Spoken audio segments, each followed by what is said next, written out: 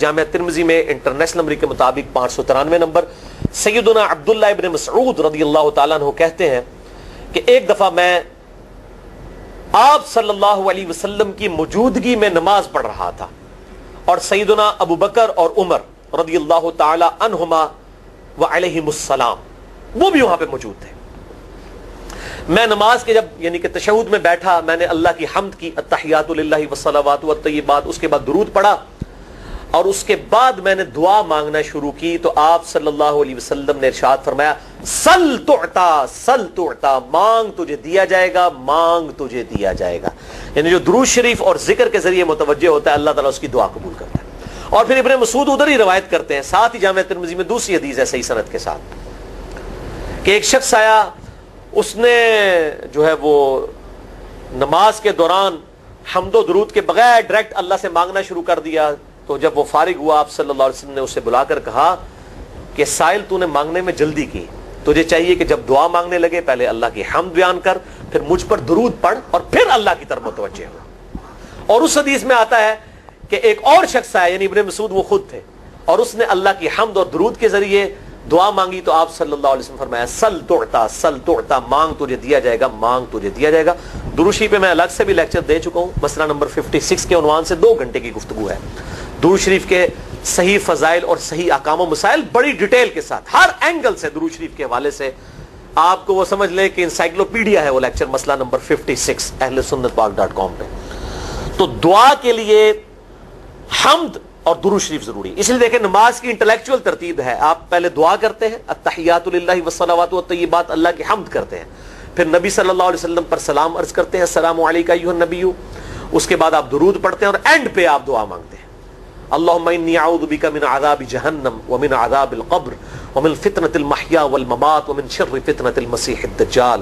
یا اللہم ربنا آتنا فی الدنیا حسنة وفی الآخرة حسنة وقنا عذاب النار. یا رب اجعلنی مقیم الصلاة ومن ذریتی ربنا وتقبل دعائی ربنا اغفر لی ولوالدی وللمؤمنین یوم یقوم الحساب. کوئی بھی دعائیں مانگیں, یہ بھی مانگیں جو میں وظائف بتا رہا ہوں, کیونکہ بخاری اور مسلم کی متفق علیہ حدیث ہے. مشکات میں آپ کو تشہد والے چیپٹر میں حدیث مل جائے گی کہ نماز میں تشہد میں درود کے بعد جو چاہو اپنے رب سے مانگو, یعنی عربی میں مانگنا ہوگا, دعائیں مانگے, دعائیں معصورہ کتاب و سنت میں جتنی ہیں وہ مانگے, اس کے علاوہ بھی مانگ سکتے ہیں اگر الفاظ درست ہوں لیکن عربی زبان میں.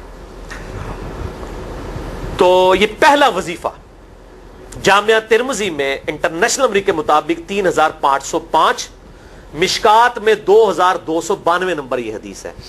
اور قرآن حکیم میں تو ہم پڑھ چکے ہیں سورۃ الانبیاء آیت نمبر 87 اور 88 میں آپ صلی اللہ علیہ وسلم نے ارشاد فرمایا کہ یونس علیہ السلام نے مچھلی کے پیٹ میں اپنے رب کو ان الفاظ کے ساتھ پکارا تھا لا الہ الا انت سبحانک انی کنت من الظالمین. اور پھر آپ صلی اللہ علیہ وسلم نے فرمایا کہ جو کوئی شخص اپنے کسی بھی معاملے میں کسی بھی پریشانی میں اس دعا کے ذریعے اللہ کی طرف متوجہ ہو اللہ تعالیٰ اس کی دعا کو قبول فرما لیتا ہے. اور قرآن میں بھی آ گیا نا کذالک ننجی المؤمنین, اور کتنا بڑا فتویٰ آیا میرے بھائیوں سورہ الصافات 143 144 فلولا انہ کان من المسبحین, اگر یونس ہمیں ان الفاظ میں ہماری تسبیح نہ کرتا للبث فی بطنہ الی یوم یبعثون, تو مچھلی کے پیٹ میں قیامت تک مچھلی کے پیٹ میں رہتا اگر اس طرح نہ ہمیں پکارتا, اس کی قبر مچھلی کا پیٹ بن جاتی. یعنی یہ اتنا عطاب, اور وہ دور ہو گیا اس دعا سے, بہت بڑا اسماء اعظم میں سے. تو یہ بہترین دعا, بہترین وظیفہ, اسماء اعظم میں سے بہترین چیز, اور سب سے بڑھ کر جو میں نے بات کی کہ بہترین استغفار, اللہ سے توبہ مانگنے کا بہترین ذریعہ. اور کس طریقے سے, اے اللہ تو پاک ہے نا, تجھ سے تو غلطی نہیں ہوگی, میں بندہ ہوں غلطی کروں گا, تو اللہ نے تو معاف کرنا ہے نا, کیونکہ جب بندے نے اپنی عاجزی کا اظہار کر لیا ہے اور اللہ تعالیٰ کو بتایا اللہ یہ تیری کوالٹی ہے, تو غلطی نہیں کرتا, تو میں تو انسان ہوں غلطی کروں. تو یہ ہے پہلا وظیفہ. دوسرا وظیفہ وہ بھی جامعہ ترمذی میں انٹرنیشنل نمبر کے مطابق 3524 نمبر حدیث ہے, لیکن ترمذی کا طریق جو ہے وہ ضعیف ہے. یہ میں پہلے بتا دوں, امام ترمذی نے ساتھ لکھا ہے یہ روایت کمزور ہے, لیکن ضروری نہیں ہوتی کہ روایت اگر ترمذی میں کمزور ہے تو کہیں اور وہ روایت صحیح نہیں موجود ہے. اس کی صحیح سند المستدرک حاکم میں انٹرنیشنل نمبر کے مطابق 1862 نمبر موجود ہے، اور سنن نسائی الکبریٰ میں 10,492 نمبر ہے، اور مشکات میں بھی 2,454 نمبر حدیث ہے انٹرنیشنل نمبر کے مطابق۔ تو صحیح سند المستدرک للحاکم اور سنن نسائی الکبریٰ کے اندر موجود ہے، اور وہ وظیفہ ہے انس ابن مالک کہتے ہیں اور سعد ابن ابی وقاص کہتے ہیں رضی اللہ تعالی عنہما وعلیہم السلام کہ آپ صلی اللہ علیہ وسلم کو جب کبھی کوئی تکلیف یا پریشانی پہنچتی تو آپ صلی اللہ علیہ وآلہ وسلم ہمیشہ ان الفاظ میں اپنے رب کو پکارا کرتے ہیں، یا حی یا قیوم برحمتک استغیث، اے خود سے زندہ ہر چیز کو تھامنے والے، میں تیری رحمت کے ساتھ تیری مدد کا سوال کرتا ہوں۔ استغیث بولیں گے نا الف کے ساتھ، حمزہ کے ساتھ، تو یہ سنگولر کا صیغہ ہوگا، اور اگر ہم بولیں گے نستغیث نون کے ساتھ تو یہ جمع کا صیغہ بن جائے گا۔ یہ میں اس لیے بتا رہا ہوں، لوگ پوچھ رہے ہوتے ہیں جی بعض جگہ لکھا ہوتا ہے جناب نستغیث، بعض جگہ لکھا ہوتا ہے استغیث، کیا کریے؟ وہ نستغیث جمع کا صیغہ بنا لیا جاتا ہے، جیسے دعا ہے سنن ابی داؤد میں اللہم اجرنی من النار، لیکن اگر جمع کا صیغہ بنائیں گے تو اللہم اجرنا من النار ہو جائے گا۔ اس طریقے سے دعائے قنوت کے الفاظ ہیں اللہم اہدنی فی من ہدیت، تو جمع کا صیغہ ہوگا اللہم اہدنا فی من ہدیت۔ یہاں پر بھی ہے یا حی یا قیوم برحمتک استغیث سنگولر کا صیغہ، اور نستغیث پلورل کا صیغہ، جمع کا صیغہ۔ کتنی بہترین دعا ہے، اے خود سے زندہ ہر چیز کو تھامنے والے، میں تیری رحمت کے ساتھ تیری مدد کا سوال کرتا ہوں۔ تو یہ بھی اسماء اعظم میں سے ہے۔ سنن نسائی الکبریٰ کے اندر صحیح سند کے ساتھ 10,492 اور المستدرک للحاکم میں 1,862 نمبر۔ اب یہاں پہ میں ایک ضمناً بات بتا دوں سنن نسائی الکبریٰ کے بارے میں، چونکہ اکثر لوگ پوچھتے ہیں۔ میرے بھائیو، ایک سنن نسائی وہ ہے جو کتب ستہ میں ہم پڑھتے ہیں، اس میں یہ کتاب لکھی ہے امام احمد بن شعیب نسائی رحمہ اللہ تعالی المتوفی 303 ہجری۔ کتب ستہ میں یہ ویسے 5ویں نمبر پہ گنی جاتی ہے، لیکن بخاری اور مسلم کے بعد دنیا میں سب سے صحیح ترین کتاب سنن نسائی ہے، سب سے کم ضعیف حدیثیں اس کے اندر ہیں۔ بخاری مسلم کے بعد تیسرا نمبر اس کتاب کا ہے، دنیا کی کوئی حدیث کی کتاب بخاری مسلم کے بعد صحیح نہیں ہے جتنی سنن نسائی ہے۔ سنن نسائی جو ہمارے پاس کتب ستہ میں ہے نا، اس میں ہے 5,761 احادیث انٹرنیشنل نمبر کے مطابق، اور یہ ساری انٹرنیشنل کتابیں عربی میں، انگلش میں اور اردو میں ہماری ویب سائٹ اہل سنت پاک.com پہ فری اس کا PDF موجود ہے، آپ ڈاؤن لوڈ کر سکتے ہیں۔ 5,761 احادیث ہیں اس سنن نسائی میں جو ہمارے پاس ہے۔ اسے ویسے ٹیکنیکل لینگویج میں کہا جاتا ہے سنن نسائی الصغریٰ، چھوٹی سنن نسائی، کیونکہ امام نسائی نے یہ کتاب نہیں لکھی تھی، امام نسائی نے کتاب لکھی تھی سنن نسائی الکبریٰ، بڑی سنن نسائی، اور اس میں حدیث ہیں انٹرنیشنل نمبر کے مطابق 11,770، بخاری مسلم سے بھی زیادہ حدیث ہیں اس میں۔ لیکن یہ امام نسائی کے ایک شاگرد تھے امام ابن السنی، انہوں نے اس کو مختصر کر کے نا چھوٹی کتاب بنا دیا، اور اب پبلک میں یہی چھوٹی کتاب مشہور ہے۔ اس کی وجہ سے جب ہم سنن نسائی الکبریٰ کا آپ مشکات میں دیکھیں گے نا تو وہ فرق نہیں کرتے ہیں، جب وہ سنن نسائی کا حوالہ دیتے ہیں نا تو آپ کو نسائی میں وہ ملے گا بھی نہیں، وہ الکبریٰ میں ہوتا ہے، کیونکہ وہ اس تفریق کو مانتے نہیں، وہ تو سنن نسائی الکبریٰ کو سنن نسائی مانتے ہیں، جبکہ ہماری پبلک جو ہے وہ سنن نسائی، وہ میں اب حوالہ دے رہا ہوتا ہوں کہ جی سنن نسائی الکبریٰ میں 9,928 نمبر حدیث ہے کہ جو آیت الکرسی پڑھ لے فوراً بعد کسی بھی نماز کے فرض کے فوراً بعد تو مرتے ہی جنت میں داخل ہوگا۔ تو لوگ کہتے ہیں جناب نسائی تے حدیث ہیں جناب 5,761 نے، تسی 9,928 کی تمہیں دس دیو، تو میں ساتھ حالانکہ بول رہا ہوتا ہوں سنن نسائی الکبریٰ، میں نے کبھی اس کے بغیر نہیں بولا۔ تو الکبریٰ سے آپ کا دماغ تو کام کرنا چاہیے، الکبریٰ کیوں بول رہا ہے ساتھ؟ کوئی یہ صغریٰ بھی ہے جس کی یہ الکبریٰ ہے بڑی، اور ہمارے گرین کارڈ میں یہ وظیفہ لکھا ہوا ہے الکبریٰ کے ساتھ۔ اسی طریقے سے جو میرا وہ واقعہ کربلا کے اوپر 150 اسناد پر مشتمل پمفلٹ ہے، ریسرچ پیپر نمبر 5B واقعہ کربلا کا حقیقی پس منظر 72 صحیح الاسناد احادیث کی روشنی میں، 72 کا تو ٹائٹل ہے شہدائے کربلا کی نسبت سے، احادیث اس میں 150 ہیں، اس میں اکثر حدیثوں کے حوالے میں نے سنن نسائی الکبریٰ سے دیے ہوئے ہیں، وہ لوگ کہتے ہیں مل ہی نہیں رہی ہے، تو میرے بھائی وہ سنن نسائی الکبریٰ آپ کے پاس ہوگی تو آپ کو ملے گا نا۔ تو سنن نسائی الکبریٰ الگ سے وہ اصل کتاب ہے، اس میں سے سنن نسائی الصغریٰ بنائی گئی ہے. اسی سنن نسائی الکبریٰ کا چیپٹر ہے خصائص علی، جس میں 194 حدیث ہیں سیدنا مولا علی رضی اللہ تعالیٰ عنہ وعلیہ السلام کی شان میں. امام نسائی نے ناسبیوں کے خلاف وہ کتاب کا وہ چیپٹر لکھا، وہ خصائص علی چیپٹر ہے سنن نسائی الکبریٰ کا. اس طریقے سے فضائل صحابہ بھی امام نسائی کی جو کتاب ہے وہ بھی اسی کتاب کا چیپٹر ہے. اسی طریقے سے عمل الیوم واللیلہ، صبح و شام کے جو اذکار ہیں وہ چیپٹر بھی اسی سنن نسائی الکبریٰ میں سے ہے. اسی میں یہ وظیفہ ہے کہ جو آیت الکرسی فرض نماز کے فوراً بعد پڑھتا ہے تو مرتے ہی جنت میں داخل ہوگا. میں نے اس کتاب کے اس چیپٹر کا حوالہ نہیں دیا، وہ الگ سے بھی چیپٹر چھپا ہوا ہے، جس طرح خصائص علی الگ سے ہے، فضائل صحابہ الگ سے ہے. خصائص علی تو ہمیں ہماری ویب سائٹ پہ بھی موجود ہے اہل سنت پاک.com پہ. فضائل صحابہ بھی اردو ترجمے اور تحکیم کے ساتھ چھپ چکی ہے. اور یہ عمل الیوم واللیلہ، دن رات کے جو اذکار ہیں، یہ بھی الگ سے عربی میں چھپی ہوئی ہے. تو میں اس کا حوالہ نہیں دیتا، میں سنن نسائی الکبریٰ کا کہتا ہوں 9928 آیت الکرسی کا وظیفہ. تو یہ سنن نسائی الکبریٰ کا میں نے حوالہ دیا ہے، یا حی یا قیوم برحمتک استغیث 10492 صحیح طریق ہے. بعض اوقات کسی ایک کتاب میں ضعیف، ترمذی کا اس کا طریق جو ہے وہ ضعیف ہے، سنن نسائی الکبریٰ اور المستدرک للحاکم کا طریق جو ہے وہ بالکل صحیح ہے. جس طریقے سے سنن ابی داؤد اور سنن ابن ماجہ میں کتاب النکاح چیپٹر میں حدیث ہے، اگر میں سجدہ جائز سمجھتا تو بیویوں کو کہتا کہ اپنے خامدوں کو سجدہ کریں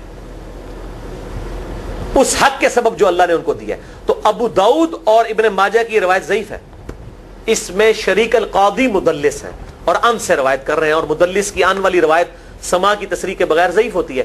لیکن ہم اس حدیث کو صحیح کہتے ہیں کیونکہ اس سما کی تصریح سنن البہیقی کے اندر موجود ہے الکبریٰ میں. تو ہم پھر اس کی بنیاد پہ کہتے ہیں چونکہ وہاں پر صحیح لہذا اس کو ہم کہتے ہیں شواہد کی بنیاد پہ صحیح. یہ میں آپ کو ٹیکنیکل چیزیں بتا رہا ہوں، یہ وہ چیزیں جو آپ کے کئی وہ جو بڑے بڑے علماء پڑھ کے فارغ ہوتے ہیں ان کو بھی یہ باتیں نہیں پتا ہوتی ہیں. وہ کہتے ہیں جناب آپ تو پڑھے ہو، اور میں کہنا پائی میرے آئنسٹائن تے نیوٹن کو کسی مدرسے تو پڑھنے کی ضرورت نہیں ہوتی. نیوٹن 8ویں کلاس ہی نسیا ہوا ہے، آج نیوٹن ہوتے پی ایچ ڈی ہوتی فزکس تھی. مجھے غامدی صاحب کا جملہ یاد آیا، ان سے کسی نے پوچھا کہ یہ جو روایتی علماء ہیں اور مولانا مودودی آپ ان کو کیسے دیکھتے ہیں؟ ان کا روایتی علماء جو ہیں یہ تو مدرسوں کے اسٹوڈنٹس اور فاروق تحصیل ڈگری ہولڈر ہیں، اور مودودی صاحب جو ہیں ان کی مثال تو آئنسٹائن اور نیوٹن والی ہے، ان کے اوپر پی ایچ ڈیز ہوتی ہیں. یہ گاڈ گفٹڈ صلاحیتیں ہوتی ہیں. ان مدرسوں کی آؤٹ پٹ مودودی صاحب اور ڈاکٹر اسرار، ڈاکٹر ذاکر نائک اور احمد دیدار صاحب تو نہیں ہو سکتے. یہ گاڈ گفٹڈ صلاحیتیں ہوتی ہیں. تو میں اس لیے ساتھ ساتھ کلیئر کر رہا ہوں تاکہ یہ جو ایمبیگوٹیز آتی ہیں اس حوالے سے وہ کلیئر ہو جائیں. بہرحال یہ دوسرا وظیفہ ہو گیا. اب تیسرا وظیفہ جو ہے کمال وظیفہ، صحیح بخاری میں موجود ہے، انٹرنیشنل نمبر کے مطابق 4563 نمبر. ابن عباس رضی اللہ تعالی عنہما کہتے ہیں وعلیہم السلام، وہ کہتے ہیں کہ سیدنا ابراہیم علیہ السلام کو جب آگ میں پھینک رہے تھے نا تو ابراہیم علیہ السلام نے اس وقت کہا تھا حسبنا اللہ ونعم الوکیل، ہم نے اللہ ہی پر بھروسہ کیا اور وہی بہتر کارساز ہے. اور تمہارے نبی صلی اللہ علیہ وسلم کو بھی جب مصیبت اور پریشانی آتی تھی وہ بھی پڑھا کرتے تھے حسبنا اللہ ونعم الوکیل، ہم نے اللہ ہی پر بھروسہ کیا اور وہی بہتر کارساز ہے. اس کے اندر وہ شعر جو بنا دیا نا نعم المولا و نعم النصیر، ویسے الگ سے آیت ہے، الگ سے آیت ہے، لیکن یہ شعر نہیں بنانا، بس اتنا ہی وظیفہ ہے حسبنا اللہ و نعم الوکیل. اور یہ جو انہوں نے کہا کہ نبی صلی اللہ علیہ وسلم بھی یہ کہتے تھے، اس کا ذکر الحمدللہ قرآن میں بھی موجود ہے، اس سے بھی بڑھ کر سورہ آل عمران کی 173 نمبر آیت میں ہے کہ جب نبی صلی اللہ علیہ وسلم اور اہل ایمان کو یہ خبر پہنچی کہ کافر ان کے خلاف سازشیں کر رہے ہیں تو نبی اور اہل ایمان نے پکارا حسبنا اللہ و نعم الوکیل. تو حسبنا اللہ و نعم الوکیل قرآن کی آیت بھی ہے، اور یہ ہے وہ آیت، وظیفہ قرآن میں آیا ہوا ہے. یہ آل عمران 173 اور صحیح بخاری 4563. اور مجھے بڑا وجد آیا کہ ابراہیم علیہ السلام کو جب آگ میں پھینکنے لگے تھے انہوں نے اس وقت اللہ کو ان الفاظ کے ساتھ پکارا حسبنا اللہ و نعم الوکیل. اچھا یہ جتنے بھی وظیفے ہیں نا میرے بھائیوں، ان کا فائدہ اسی وقت ہے جب آپ کو ترجمہ بھی ان کا آتا ہوگا، ورنہ آپ روزانہ جتنی مرضی تسبیح کھینچتے رہے کوئی فرق نہیں پڑے گا. اس لیے میرا ایک پرسنل مشورہ ہے کہ جب بھی یہ وظیفے پڑھے نا آپ، اردو ترجمہ بے شک آتا بھی ہو رہا ہے، ایک دفعہ اپنی زبان میں اس کو ریپیٹ کریں.